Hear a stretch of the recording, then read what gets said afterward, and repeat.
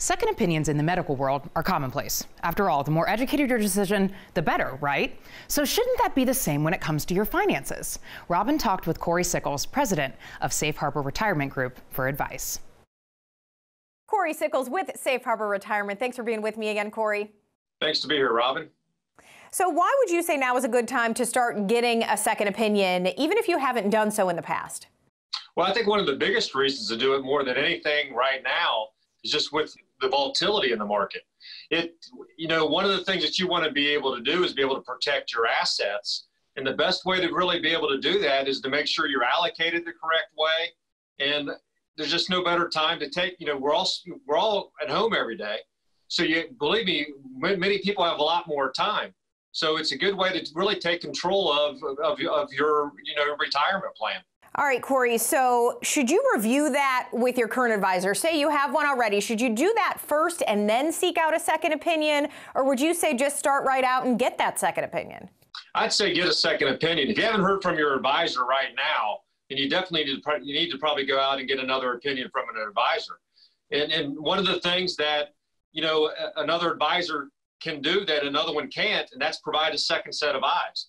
If you go back to that current advisor, they already, you already know how your recommendations are, and you really need to make sure, am I still on the right path to have a successful retirement? So could it be that, and you've talked about kind of a term in relation to this before, could it be that advisor maybe was not necessarily working in your best interest as well? I mean, you have to kind of consider that too, and there's a specific term you need to look for. Yes. I mean, one of the things I would definitely look for is your current advisor a fiduciary. And all that really means to you is that they're working in your best interest. They don't care how much commissions they're going to receive. They're going to recommend the best type of products for you. Now, there's a lot of advisors out there that have suitability. I mean, when you really look at that, every product out there is really suitable for you.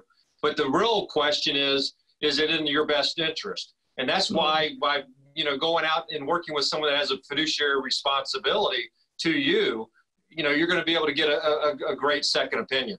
All right, Cory, transparency, something that is very important to the advisor-client relationship in general. How do you make sure that you are transparent with your clients? Well, one of the things that we try to do is we really try to make sure that all of our clients are educated. And really what I mean by that is you understand what type of product that you're in, how does it really work, what are all the fees that are associated with that.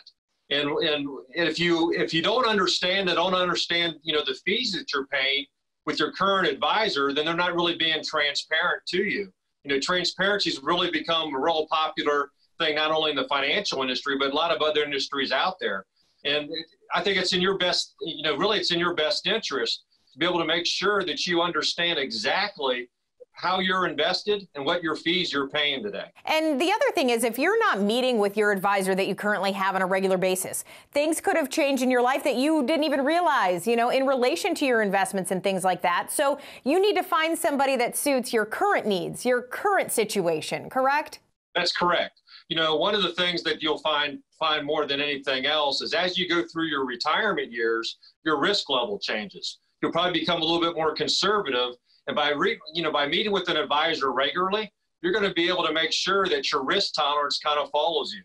And because let's face it, the one thing you don't want to do is have be over, hopefully you didn't experience, this is a good time back in March. Hopefully you weren't over allocated in equities if that's not what your risk level was. And really one of the things by meeting with your advisor, things do change. People pass away. You want to make sure your beneficiaries are updated. You want to make sure, your investments are sound as well. By meeting with your advisor, that's one of the things they're going to be able to do for you. And Cory, we do want to mention a lot of times people will come in to get a second opinion and they'll find out they're doing well. I mean, it's not as if everybody needs to kind of have this bomb dropped on them that they aren't invested correctly. It's also just kind of that peace of mind that you're doing okay. Yes. I always look at it this way. We all say something happens wrong with us and we go to a doctor and get a second opinion. They might say the same thing, which means, your original doctor is okay. It's the same thing on the financial standpoint as well.